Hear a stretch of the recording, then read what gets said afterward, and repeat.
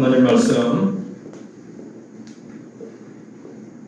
마태복음 7장 15절로 20절입니다. 신약성경 10쪽이 되겠습니다.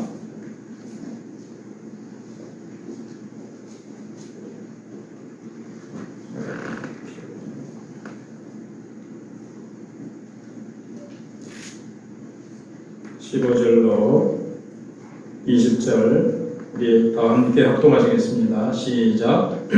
거짓 선지자들을 삼가라. 양의 옷을 입고 너희에게 나오나 속에는 노력질하는 일이라. 그들의 열매로 그들을 알지니 가시나무에서 포도를 또는 엉겅퀴에서 무화과를 따겠느냐. 이와 같이 좋은 나무마다 아름다운 열매를 맺고 못된 나무가 나쁜 열매를 맺나니 좋은 나무가 나쁜 열매를 맺을 수 없고 못된 나무가 아름다운 열매를 맺을 수 없느니라. 아름다운 열매를 맺지 아니하는 나무마다 찍혀 불에 던져지느니라. 이러므로 그들의 열매로 그들을 알리라. 아멘. 열매로 알리라. 이런 제목으로 하나님 말씀을 생각해 보도록 하겠습니다. 오늘 추수 감사주일입니다. 한 해 동안 하나님께서 우리를 인도해 주시고 또 보호해 주시고 모든 필요한 것들을 공급해 주신 그 은혜에 우리가 감사하는 그런 시간입니다. 제가 설교 준비를 다 하고 어제 우연히 이제 어떤 사람의 솔직히 이제 유튜브에서 제가 어떤 내용을 하나 보게 됐는데 많은 사람들이 한때 열광했던 더 시크릿이라는 책이 있죠. 그 책의 내용은 이제 인류 역사상 위대한 일을 했던 사람들은 어떤 한 가지 시크릿이라는 비밀이잖아요. 아주 비밀스럽게 내려오는 전수되어 오는 어떤 비밀이 있다는 거예요.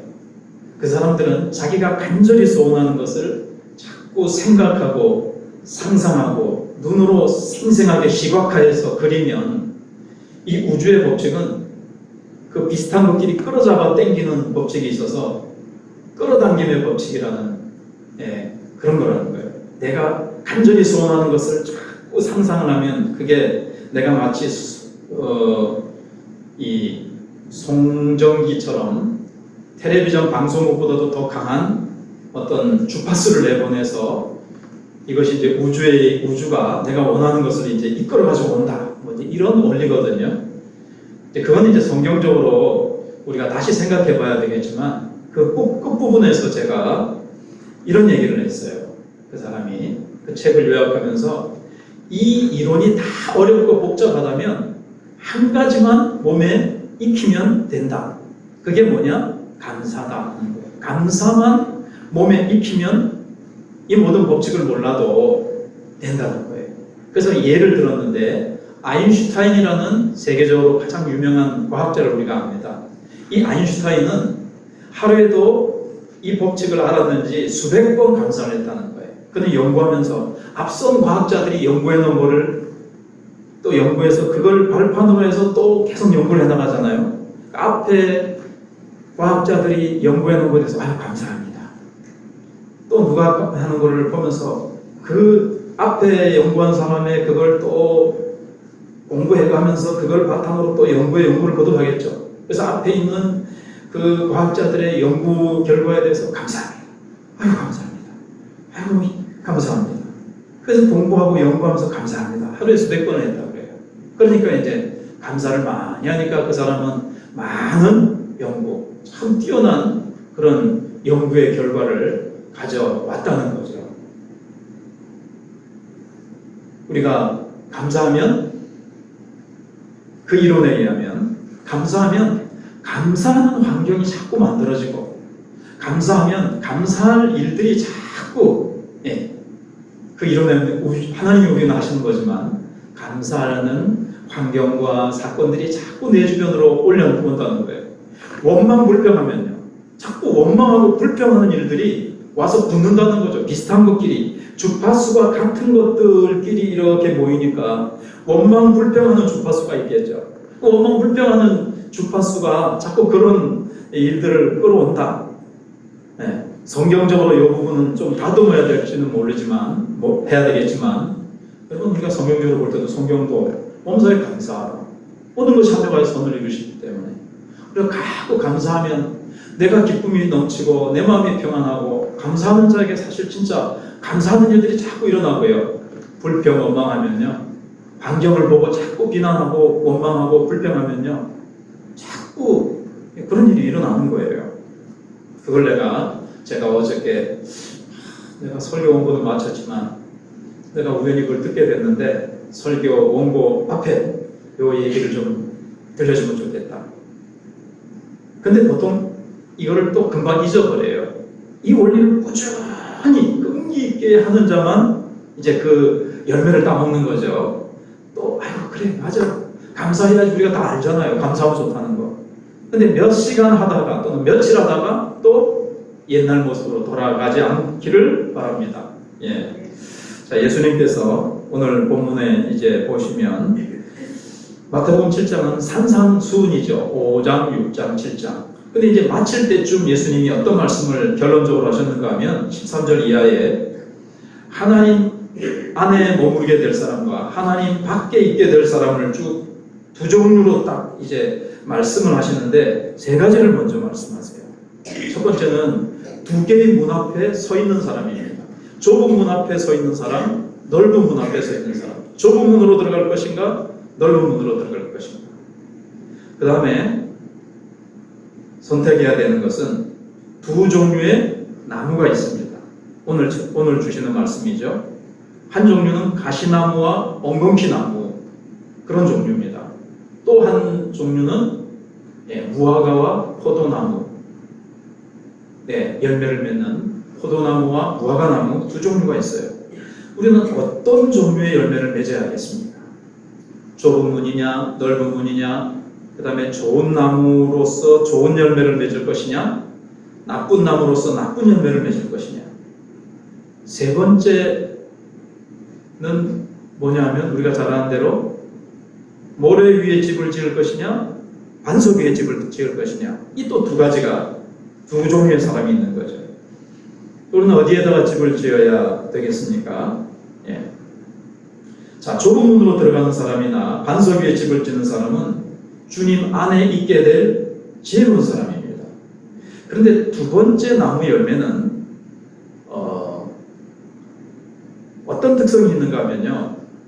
자기가 그렇게 살아가야 돼요. 그렇게 살아가야 열매를 맺기까지 내가 어떻게 살아가느냐.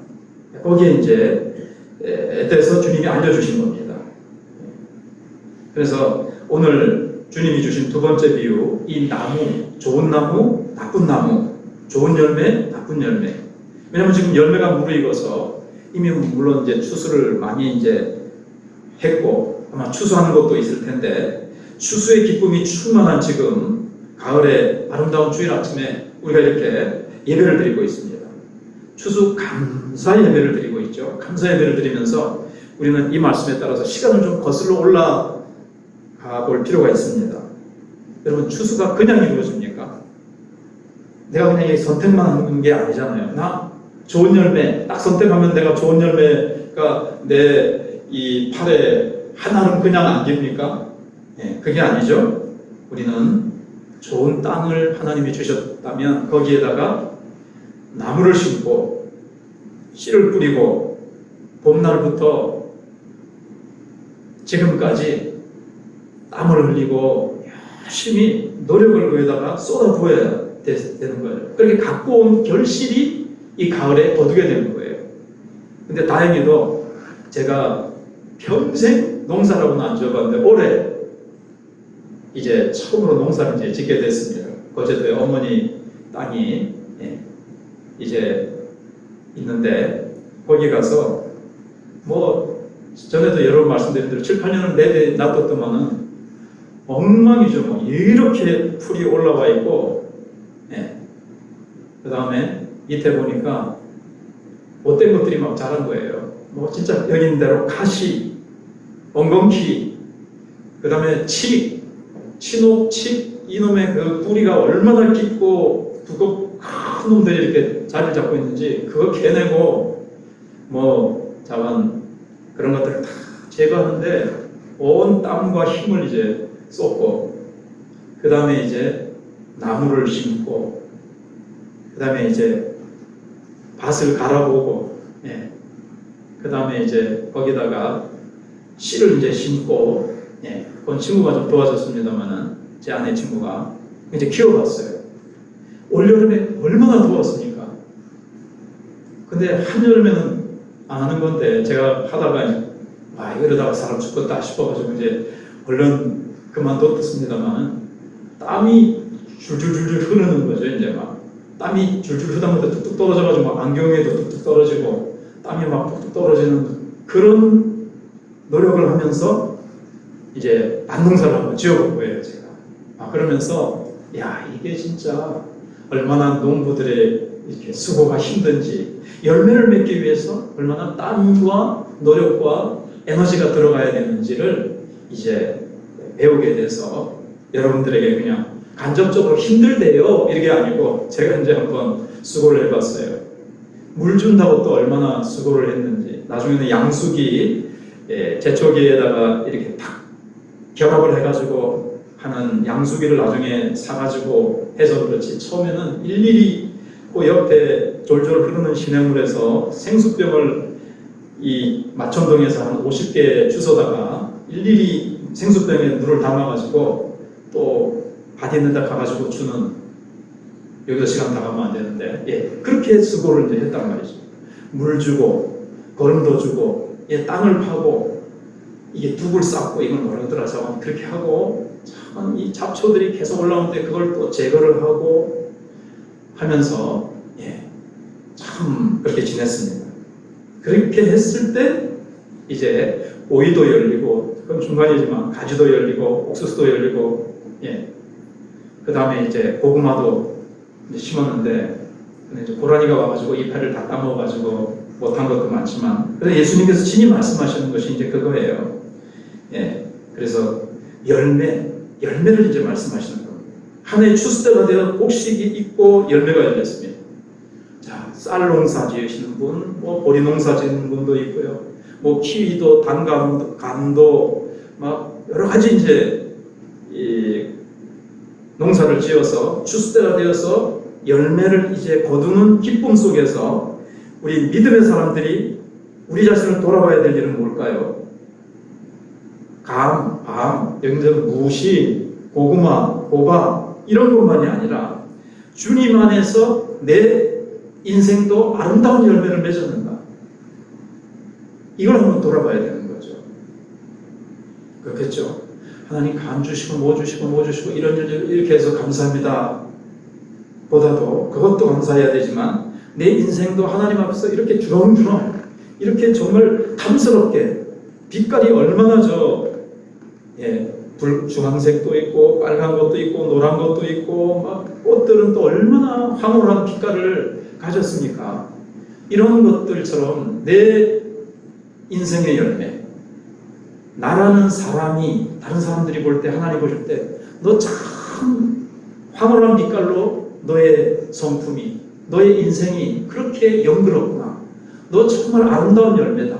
하나님이 똑 따도 될 만큼 네 너무 아직 안 익었어가 아니고 참 탐스럽게 참 내 인생의 삶의 곳곳마다 열매들이 가정, 자녀면 자녀 내 어떤 인생의 영역에서 아름다운 열매들을 맺었는지를 우리가 이제 돌아봐야 된다는 거죠. 결실을 얻는 시기가 어떻습니까? 참 기쁘죠. 그거 따면서 주렁주렁 그렇게 맺힌 열매나 곡식을 할 때 얼마나 농사꾼들이 참 좋습니까? 예. 저도 오이가 나면 이렇게 크게 열렸는데 그거 딸 때 이야 소리를 지르면서 따는 것처럼 우리도 하나님 앞에서 내 인생의 아름다운 열매를 주님 앞에서 맺었을 때 기쁨과 감사가 충만한지 행복한지 이제 이런 것들을 이제 생각해 봐야 되겠다는 거죠. 그런데 반대로 아쉬움 속에 후회할 수도 있어요.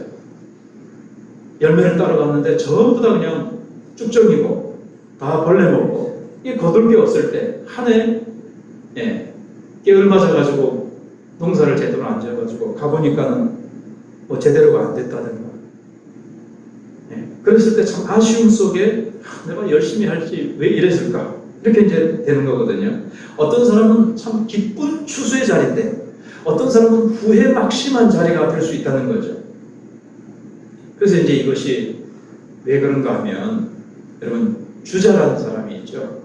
주자. 그래가지고 동양의 그 중국의 유명한 주자라는 사람이 쓴 글 중에서 이제 10가지 후회라는 글이 이제 나와요. 10회훈. 10은 이제 10가지, 회는 후회한다는 거죠. 훈은 교훈이라고. 그런데 이제 여기에 보면 10가지 후회를 얘기하고 있거든요. 인생을 살다 보면 꼭 해야 되는데 안 한 일 10가지. 이 사람이 말한 것은 성경이 한 게 아니기 때문에 성경이 하는 얘기는 아닙니다. 근데 이 사람은 뭘 얘기하냐면은 부모에게 효도를 안 하면 돌아가신 뒤에 후회하게 된다. 이런 말을 했고요. 두 번째는 가족에게 자상하게 대하지 않으면 가족과 헤어진 뒤에 후회하게 된다. 죽음으로 헤어지든지 자녀는 이제 뭐 먼 데로 시집장가 보내고 헤어지든지 그러고 난 뒤에 있을 때 자상하게 사랑으로 잘할 걸. 제가 지난번에 한번 어떤 설교를 하다가 못한 게 뭐냐면요. 가족을 우리가 사랑하잖아요. 사랑은 뭘까요? 그 중에 제일 중요한 게 시간을 주는 겁니다. 시간을 줘야 돼요. 그렇지만 안 친해져요.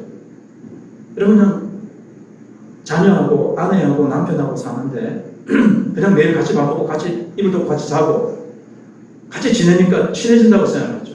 몇십 년을 같이 지냈는데 깊은 친밀함이 안 이루어질 수가 있어요. 뭘 안 주면요? 시간을 내지 않으면. 시간을 내서 대화를 나누고 차를 같이 마시면서 깊은 대화를 시간을 줘야 돼요. 자녀하고 왜 청소년이 됐는데 애가 대화도 안 하고 킥킥거리고 문 쾅 닫고 가버리고 몰라요? 아빠 마음대로 하세요. 엄마 마음대로 하세요. 하면서 막 이렇게 하겠습니까? 어릴 때부터 내가 시간을 주면서 시간은 내 삶이잖아요. 내 삶의 부분을 떼어서 그에게 헌신하고 투자해야 된다. 부부간에도 마찬가지더라고요. 제가 시간이 가지만 제 아내하고 제가 어쩌다가 한 번씩 이렇게 조금 길게 얘기를 하잖아요. 그럼 제 아내가 뭐라냐면 좀 친해진 것 같다 이래요. 제가 충격을 먹죠. 그동안 안 친했나? 제 아내는 안 친했다는 거죠. 왜요? 맨날 설교 준비한다고 책상 머리에만 앉아있거나 뭐 그러지 제 아내하고 깊은 둘이서 자상하고 친밀한 대화를 안 나눴기 때문에 그 다음은 아시겠죠? 깊은 친밀함을 제 아내는 못 느꼈다는 거죠. 저도 뭐 딴 데 정신파를 때 그런 거예요. 아무튼 가족, 하나님이 내게 주신 사람들에게 시간을 낸다는 것. 거기에 내 무엇인가를 투자해야 된다는 것. 나중에 이제 후회하는 거죠. 그래서 잘 아시는 대로 전에 한번 말씀드린 대로 애플사의 스티브 잡스라는 그 세계적으로 유명한 사람이 죽으면서 후회했던 게 가족이, 그 사람이 예수 안 믿으니까 제일 가장 중요한 것은 하나님인데 그거 모르고 가족이 가장 소중한데 애플 뭐 아이폰 만들고 뭐 아이패드 만들고 이런 거 하느라고 가족하고 시간을 못 보낸 거. 이거 이제 암으로 죽으면서 가족에게 시간을 투자하지 못하고 가족을 사랑하지 못했다는 게 시간을 투자하지 못했다는 거죠. 그러면 세 번째는요, 후회하는 게 주자로 다시 돌아와서 젊을 때 공부 안 하면 늙은 뒤에 후회한다. 그 다음에 네 번째는 편할 때 어려운 생각을 안 하면 망한 뒤에 후회한다. 그 다음에 다섯 번째는 이렇게 부할 때, 돈이 좀 넉넉할 때 아끼지 않으면 가난해진 뒤에 후회한다. 여섯 번째는 오늘 본문하고 관계가 있는데요. 봄에 씨를 뿌리지 않으면 가을에 후회한다. 일곱 번째는 담장을 고치지 않으면 도둑이 든 뒤에 후회한다. 여덟 번째는 색을 삼가지 않으면 병든 뒤에 후회한다. 아홉 번째는 술 취한 헛소리는 술이 깬 뒤에 후회한다. 열 번째는 손님을 대접하지 않으면 돌아간 뒤에 후회한다. 여러분 짧은 인생에서 어찌 10가지만 있겠습니까? 우리도 후회할 일들이 많을 겁니다. 부모님과 자녀들은 곧 내 곁을 떠나요. 자녀 응애 하고 나왔는데 아이고 언제 이 아들 다 키우나, 빨리 커라 빨리 커. 예, 금방 큽니다. 좀 더 붙잡고 얘기하고 좋은 시간 가지려고 했는데 벌써 70자가 간다고 가버리고 없어요. 예. 공부하는 건 역시 때가 있기 때문에 삶의 어려움이나 또 재물의 여유가 있을 때 이것을 이제 잘 관리해가지고 어려움이 왔을 때 또 잘해야 되겠고요. 아무튼 때를 놓치면 후회한다는 거죠. 공부할 때가 있고 씨를 뿌릴 때가 있고 젊을 때가 있고 우리가 열심히 주님을 위해서 아름답게 내가 사랑하고 헌신하고 투자하는 그러한 때를 우리가 놓치면 나중에 그 때가 계속되는 건 아니라는 거죠. 가을이 온다는 거예요. 가을. 인생의 봄이 있을 때는 씨를 뿌리라고, 인생의 여름이 있습니다. 가꾸라고 하나님이 그 좋은 기회들을 주셨는데 그때 노력하지 않으면, 가꾸지 않으면 이제 곧 가을은 온다는 거예요. 근데 가을이 왔을 때 열매가 없을 때 우리 이제 후회하게 된다는 거죠. 온갖 영역에 있어서, 우리 인생에 있어서, 예, 자녀, 우리의 가정을 하나님이 또 맡기셨고 회사도 모두 여러 가지 주셨는데, 예, 그래서 어떤 이들에게는 인생의 가을에 정말, 그래서 이 봄, 여름, 가을, 겨울은요 하나님이 우리에게 주시는 하나의 시청각교제겠죠. 예, 1년 봄, 여름, 가을, 겨울인데 인생도 우리가 잘 알듯이 봄, 여름, 가을, 겨울이 있어요. 예. 인생은 어떻게 보면 1년 주기라고 볼 수도 있어요. 예.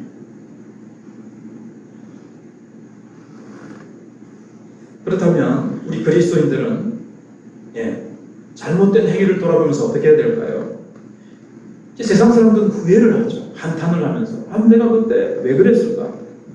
좀 더 노력할 걸, 좀 더 사랑할 걸, 내가 좀 그 사람에게, 자녀들에게, 아내에게, 남편에게, 또는 내가 그런 기회가 주어졌을 때 내가 열심히 뭔가를 할 걸, 그렇게 하지 않고 한탄과 슬픔에 젖는단 말이에요. 근데 우리 그리스도인들은 한탄과 슬픔으로 끝내는 게 아니죠. 거기에 멈추면 안 됩니다. 우리가 잘 아는 대로 우리 그리스도인들은 참회해야 됩니다. 하나님 앞에서 참으로 회개하고 하나님 앞에서 아파하고 그 다음에 죄 자체를 뉘우치면서 하나님 앞에 진심으로 용서를 구하고요. 회개는 삶이 돌아서는 것까지 나가야 됩니다. 그냥 그렇지 말걸, 잘못했어, 생각만 하고 그치는 것이 아니라, 왜 그랬을까? 그렇게만 하고 지나는 것이 아니라 하나님 앞에 용서를 하고 하나님께 참회한 다음에 그 다음에 진정한 회개. 진정한 회개가 항상 후회만 해요. 근데 우리는 회개가 뒤따라야 된다는 거예요. 언제요? 추수의 계절에.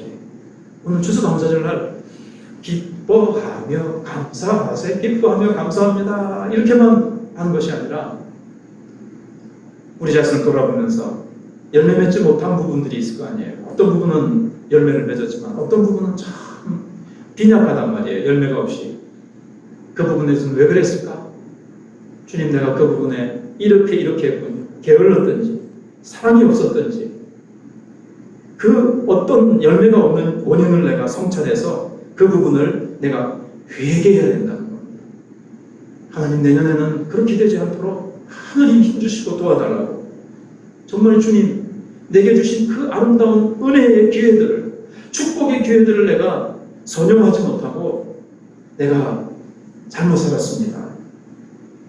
주님은 오늘 20절에서 결론으로 뭐라고 말씀하셨다고요? 오늘 제목이 열매로 그들을 알리라. 열매로 안다 그랬어요. 결국에 여러분, 봄에 씨를 뿌리고 이제 예쁜 꽃이 피고 그 예쁜 꽃들, 아름다운 이제 나무들인데 가을이 되면은 잎사귀도 다 우수수 떨어져 버리고 그 예쁘던 꽃들도 다 떨어져 버리고 뭐만 남아요? 열매만 남습니다. 결국 목적은 뭐예요? 그 나무의 목적은, 나무의 목적은 열매입니다. 열매를 얻기 위한 겁니다. 열매. 주님께서도 내 인생의 가을에 어떤 사람을 알려고 할 때 결국 열매예요. 열매. 어떤 열매를 맺었느냐. 여러분, 가을입니다. 길게 보면 저 어렸을 때부터 지금 인생의 가을을 맞이하는 분들도 계시죠. 이제 가을이 막 시작된 분들도 있고, 가을마저도 이제 가을 끝판이라 어렸을 때부터 쭉 살아오면서 하나님 주신 기회들을 통해서 지금 어떤 열매를 맺었습니까? 나라는 사람이 좋은 나무가 되어서 좋은 열매를 맺었는지. 가까이에는 올해 시작될 때 여러분 결심했죠. 1월달에 새해가 시작된다. 올해는 이거 해봐야지. 올해는 이거 해가지고 주님 기쁘시게 해드리고, 올해는 이거 좀 해가지고, 올해는 진짜 이 못한 거 이게 지금 내가 이제 수건 사업이다. 그랬는데 돌아보니까 올해 벌써 언제 지나갔나? 이거 벌써 11월달 아이가? 아이고 2월달 1월달 시작한 지가 뭐 엊그제 같은데 쑥 지나가 버렸어요. 봄에 씨를 뿌렸는지. 열매로 한다는 건 뭘까요? 열매만 보면 뭘 알 수 있어요? 어떤 씨를 뿌렸는지 알 수 있죠. 열매가 없어요? 씨 뿌렸는지 한번 생각해 보세요. 씨를 안 뿌렸는 거. 지금 안 좋은 열매가 맺었어요. 안 좋은 씨를 뿌린 거예요. 가시나무 왜 엉겅퀴가 났지? 네. 좋은 가시를 뿌렸는데 그런 부분은 없다는 거예요. 좋은 씨를 뿌리면 좋은 나무로 자라게 되어 있고, 좋은 나무가 어떻다고요? 나쁜 열매를 맺을 수 없나니 그랬습니다. 내가 지금 좋은 열매가 없어요. 좋은 걸 안 심고 좋은 어떤 투자 가꾸질 않은 거죠. 그러니까 열매로 왔다는 거예요. 결국 결산은 열매 보면 처음부터 중간 과정도 딱 알 수 있다는 거예요. 열매만 보면 딱 된다는 거예요. 그래서 예수님께서 이제 거짓 선지자와 참 선지자를 이제 말씀을 이제 하셨잖아요. 그렇죠? 그래서 15절에 거짓 선지자들을 삼거나 양의 옷을 입고 너희에게 나오나 속에는 노략질 하는 일이라 그랬습니다. 그런데 주님께서 거짓 선지자와 참된 선지자를 구분하는 방법을 가르쳐 주시면서 열매 비유를 드렸단 말이에요. 거짓 선지자들이 많죠. 이단. 그들은요, 겉으로는 성경책을 들고 성경의 교리를 말씀하는 것 같아도 그들의 삶의 열매를 보면요, 성경이 말씀하지 않은 음란한 것이라든가 사람들의 돈을 갈취한다든가, 가끔가다가 나오는 그 방송에서는 무슨 교회 무슨 목사 그러니까는 저게 이단인데 우리 볼 때는 서울 쪽에 있는 이재록 씨인가 그 만민교회 이런 데는 다 진짜 성결교단이 있었지만 그 목사가 참 잘못된 사람이었잖아요. 가라지가 섞여 있었던 거죠. 그래가지고 그 목사가 얼마나 잘못된 일을 했습니까? 그래서 막 텔레비전에 막 방송에 나오고 감옥에도 가고 했는데, 와, 교회 목사가 그런다, 기독교는 써왔다, 이렇게 같이 하지만 저는 이런 것들이 있단 말이에요. 그들은 삶을 보면 이제 아는 거죠. 가르침이야 그럴싸했는지 모르지만 그들의 삶의 열매를 보면 안다고 그랬어요. 근데 이 분별법을 그들에게만 적용시키지 말고 한번 우리가 두렵긴 하지만 우리에게 한번 생각을 해보면요, 우리는 겉으로는 형식적으로 신앙생활을 잘한다고 했지만 겉은 무화과나무인 것처럼, 겉은 포도나무인 것 같았는데 나중에 포도 열매가 없어요. 무화과나무인 척 했는데 무화과 열매가 내가 없지 않은지. 그럼 우리는 거짓 선지자들을 구분하는 방법이 겉과 속이 다른 게 그들의 특징이란 말이에요. 우리는 겉과 속이 다르지 않은지, 우리의 신앙생활을 하는 모습과 진짜 열매가 우리는 일치하는지, 이걸 한번 이제 돌아보자는 거죠. 나만을 위해서 이기적으로 살지 않았는지. 목회자 가운데는 교회를 이제 섬기면서 이런 유혹에 빠지기가 쉽다는 거예요. 그게 뭔가 하면 무슨 교회 유명해지기보다는 어느 목사가 목회하는 교회, 아무개 목사가 목회하는 교회, 이야 성도 많이 모이고 그 교회는 어떻고, 그렇게 되기를 원한다는 거예요. 왜 그럴까요? 하나님의 영광보다는 자기의 이름이 더 높아지기를 원하는 인간적인 이거는 욕망입니다. 자기중심적인 거죠. 하나님의 영광을 위한 게 아니에요. 교회를 이용해서 목회를 수단 삼아서 자기 이름을 높이려고 하는 이런 것이 바로 참된 선지자가 아니고 참된 목자가 아니라는 거예요. 그렇게 되기 쉬워요. 우리도 한번 생각을 해봅시다. 봉사를 합니다. 왜 교회에서 열심히 봉사하는가? 열심히 봉사한 것 때문에 내가 높아지고 내가 칭찬을 받고, 자, 사람들이 안 알아줘요. 내가 열심히 봉사했는데 사람들이 안 알아줘서 섭섭하다. 하나님의 영광을 위해서 봉사한 겁니까? 그러니까 겉과 속이 다른 거죠. 그래서 우리가 15절에서 이단들만 분별하는데 이 말씀의 원리를 생각해 볼 것이 아니라 우리 자신도 한번 내가 열심히 봉사하고 열심히 헌금하고 열심히 기도했지만, 내가 기도하고 열심히 내가 봉사하고 내가 헌금하고 내가 열심히 신앙생활하고 열심히 예배 드린 것이 정말 주님을 사랑해서 주님의 영광만을 위해서 한 것인지, 혹은 나의 그 어떤 것들을 위해서 했는지 우리 자신을 또 돌아봐야 된다는 것을 여기서 우리가 이제 배울 수가 있습니다. 그러면서 이제 좀 중요한 것 중에 하나가요. 예수님께서 아까 말씀드린 알곡과 가라지 비유를 하셨잖아요. 그래서 이제 봄에 쭉 씨를 심었는데 중간에 보니까 가라지가 나요. 그러니까 종들이 이상하게 주인님 알곡을 뿌렸는데 가라지도 같이 났네요. 우리가 잘 때 원수 마귀가 가라지를 뿌렸구나. 뽑을까요? 자랄 때까지 아직 놔둬라. 아직 처음에는 분별하기가 어려우니까요. 근데 언제 가면 알 수 있어요? 추수할 때 가면 알 수 있어요. 그래서 열매로 하는 거예요. 근데 저도 신앙이 처음 예수 믿고 첫사랑일 때 뜨겁죠. 초기 때 이제 뜨겁습니다. 예수 처음 알게 됐을 때. 근데 그때는 뭐가 좀 부족하냐면요, 분별력이 부족해요. 그래서 이단이라든가 또는 막 능력 나타나는데 그 뒤에는 양의 탈을 썼지만 안에 능력, 그게 성령의 능력 아닌데 막 병 고친다든가 막 그 능력을 가정한 이런 것들이 있어요. 그리고 막 이대로 하면, 그 사람이 하는 대로 하면 막 능력과 축복을 받는다는 듯이 막 그런 잘못된 교훈들이 있어요. 기독교 안에서도 잘못된 데 빠진 지도자들을 따라갈 수 있거든요. 근데 그 분별이 잘 안 돼요. 특히 뜨거울 때 이게 잘 안 돼요. 뜨겁다는 게 뭐예요? 조금 전에 아직 성숙되지 않은 거죠. 가을이 돼봐야 이제 이게 성숙하면 이단과 잘못된 걸 잘 분별할 수가 있어요. 제가 아직 완벽한 건 아니지만 이전보다는 제가 어떤 책을 본다든가 어떤 목사님의 설교를 듣고 와, 은혜 되네. 다른 사람들은 와, 저 목사님 굉장하다 하는데 보면 뭔가 지금 한 가지 걸 가지고 지금 많은 성도들을 유혹하고 있는 것들이 이제 분별이 이제 보이는 거죠.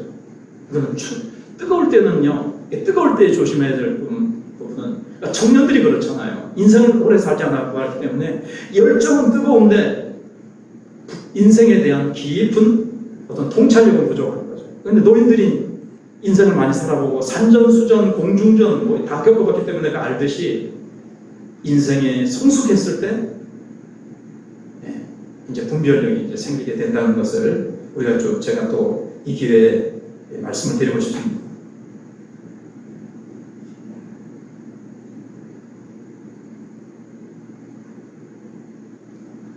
그 다음에 이제 오늘 본문 말씀해 보시면 결국은 이제 시간이 흐른 다음에 내 신앙생활이 넘겨보시면 인내의 시간이 흐르면은 제가 중간에 설교를 말씀을 드렸어요. 거짓 선지자, 참 선지자와 속과 거짓 이제 같으냐 다르냐 할 때 미리 이제 말씀을 이제 드려서 4번은 이제 끝났고 마지막으로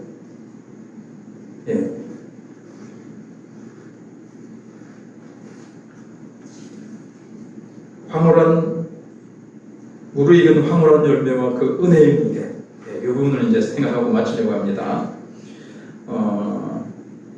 여러분 이제 열매를 보면요 참 황홀하죠. 어떤 시인이 그 열매를 보면 충격을 받은 그런 어떤 시가 있는데 시간상 그 시는 생략하기로 하고, 야, 가을에 맺힌 그 열매, 어떤 열매는 참 색깔마다 다르고 어떤 건 어떻게 이런 빛깔을 가지게 됐을까? 너무 황홀하다는 거죠. 무화과는 무화과대로, 포도는 포도대로, 여기 감은 감대로 또 뭐가 있을까요? 여기는 좀 없을지 몰라도 뭐 레드 키위라는 것도 있고, 그걸 딱 반으로 딱 쪼개보면 그 안에 그 빛깔, 그 향기, 냄새, 맛 오묘하죠. 그리고 그 맛들. 근데 이제 우리가 이제 생각할 것은 아까 말씀드린 대로 오늘은 과일 때문에 감사하는 것이 아니라 내 인생의 열매를 한번 생각해 보세요. 이 열매가 있잖아요. 가만 보면 꽃은 열매가 아니지만 그 아름다운 꽃들이 시커먼 흙에서, 제가 흙을 파면서 느낀 게 이 시커먼 흙에서 어떻게 이렇게 아름다운 색깔의 빛깔의 꽃이, 그리고 이 열매가 맺힐까? 이 시커먼 흙에서 어떻게 이렇게 연부른 싹이 나오고 어떻게 이렇게 초록색 빛깔이 나올까? 꽃을 보면 별의별 꽃이 다 있고, 이런 것들 보면서, 열매를 보면서 은혜죠, 은혜. 하나님의 놀라운 은혜. 그 시에는 경악해야 한다. 그 열매를 보면서 자기는 경악해야 한다. 이런데 안 믿는 사람도 열매를 보면서 으악! 경악하는데 너무 그게 황홀하고 그 열매가 아름다워서. 여러분, 근데 오늘 우리는 이렇게 했으면 좋겠습니다. 정말 하나님이 내 삶에 주신 열매들을 한번 헤아려 봅시다. 눈에 보이는 것부터 시작해서 한 해 동안 나를 지켜주시고, 나를 건강케 해주시고, 여러 가지 위기에서 우리를 지켜주시고, 우리 자녀들과 직장과 가족들을 지켜주시고, 무엇보다도 여러분, 내 삶에, 내 인격에 열매가 있습니까? 주님이 기뻐하시는 어떤 열매가 우리가 무엇보다도 있어야 되겠습니까? 성령의 열매를 맺고 있습니까? 사랑의 열매. 작년보다 나는 사랑의 열매가 더 풍성히, 더 많은 사람을 사랑하고 더 많이 내게 하나님 주신 은혜를 흘려보내주고 나누어 주었습니까? 더 많이 나누어 줬어요. 물질과 돈이 없는데요? 아니, 사랑의 기도, 사랑의 축복, 기쁨의 열매. 작년보다 나는 더 꽃을 보면서, 하나님이 주신 것들 보면서 더 기뻐하게 됐습니까? 열매가 더 익어야 되잖아요, 작년보다. 화평의 열매는 어떻습니까? 오래 참음. 나는 어떤 힘든 일에 대해서 더 오래 참을 줄 알게 됐습니까? 자비. 다른 사람을 위해서 더 넉넉하게, 더 관용하면서 더 품어줄 줄 알게 됐습니까?